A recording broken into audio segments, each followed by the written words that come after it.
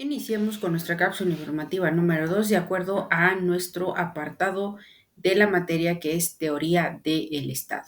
Bajo este principio de la teoría del Estado, como bien platicamos ya sus elementos esenciales, las características, vamos a tomar en cuenta hoy lo que significan las teorías de la personalidad jurídica del Estado, recordando distintos aspectos como las diferencias entre lo que llamamos personalidad jurídica en las personas, que es cuestiones básicas del derecho civil, y estas teorías de la personalidad jurídica del Estado también con las acepciones de lo que contienen las personas morales. Les comparto cómo Hans Kelsen también hacía este reconocimiento sobre el Estado. Y él decía, al Estado hay que concebirlo como el orden jurídico o mejor, como la unidad de tal orden. No es un ser natural cuya metodología explicativa sea el principio de la causalidad. Su metodología explicativa es la del derecho. Otra acepción para compartir es la de Jelinek. El Estado es una realidad social, un producto de la historia, pero de igual importancia es la fundamentación del poder político en el derecho. Es decir, de acuerdo a los elementos básicos, también hemos hecho algún análisis. Ahora, vamos a entender cómo vamos a estudiar estas partes sobre la personalidad del Estado. Según distintas escuelas y distintas teorías, el Estado es un ser jurídico distinto de los individuos. Está constituido el Estado, se personifica a sí mismo. Esta teoría considera al Estado como una entidad jurídica distinta de la nación. Los sostenedores de estas tesis se dividen en dos: los que niegan a la nación toda personalidad y para ellos solo el Estado es la personalidad, y otros consideran a la nación como sujeto jurídico, pero distinto del Estado. En virtud de este principio, la soberanía nacional, la nación puede ser considerada un sujeto ordinario de soberanía, la nación da vida al Estado y la dualidad de las personalidades, es decir, la de la nación primero y la del Estado después. Es importante señalar aquí que, por lo tanto, el Estado entendido como persona jurídica nos resulta un sujeto de derecho, al lado de las personas naturales y de otras personas jurídicas que se compromete por los actos resultantes de sus actuaciones. De no ser así, de no entenderse, el Estado como una persona de creación abstracta por el derecho, no sería posible explorar los conceptos y contenidos de la teoría general del acto y sus implicaciones en los campos de su eficacia y validez, ni mucho menos su obligaciones o su permanencia e incluso su carácter de sujeto activo o pasivo procesal.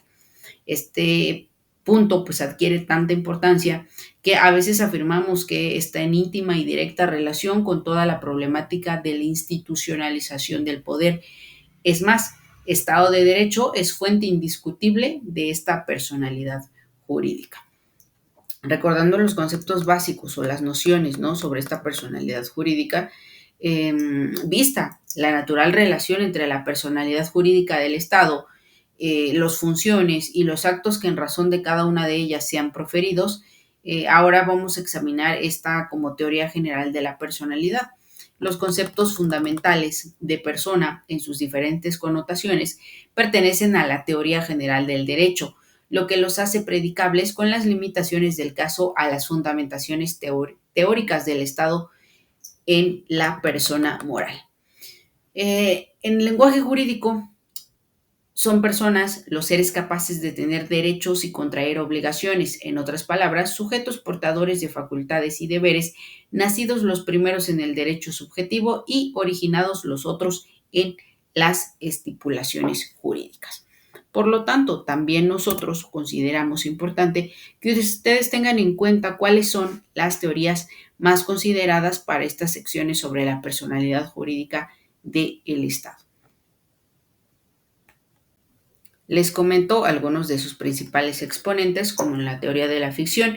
Se trata de la concepción clásica sobre la personalidad jurídica. Fue sostenida y definida por teóricos como Savigny, como Winsledge, como Aubry Errau, como Leon Cahen. Dentro de estos sostienen que sus elaboradores, que los sujetos jurídicos son única y exclusivamente para fines jurídicos creados por la ley. Es decir, el sujeto no es el de la práctica un sujeto. La persona moral, según esta teoría, es una unidad ideal independiente de las personas físicas que ponen de manifiesto en el mundo del derecho. La siguiente teoría sobre la negación parte de esta tesis del supuesto de las personas jurídicas no existen como tales. Por lo tanto, la única realidad jurídica subjetiva posible está en cabeza de los asociados o miembros de la misma. En este sentido, el Estado sería, por ejemplo, un conjunto de autoridades y de voceros o agentes que realizan efectivamente la autoridad. Nace esta teoría en las pugnas doctrinarias en torno a la teoría de la ficción. En cuanto a la teoría de la realidad, podemos resumirla que la idea central de esta tesis es que las personas jurídicas tienen una real y plena existencia, no solo como expresión de la ley, sino de la voluntad de quienes deciden conformarlas. Entidades con estructura y existencia propias diferente a las de sus miembros, las cuales, si bien no tienen un contexto físico, sí pueden desprender sus caracteres de los convenios o normas que se les dan su configuración. De aquí que el derecho las reconozca, acepte y permita actuar en el tráfico jurídico.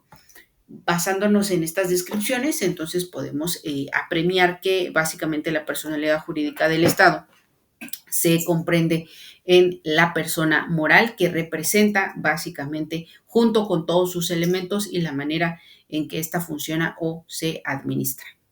Nos vemos en nuestra siguiente cápsula informativa.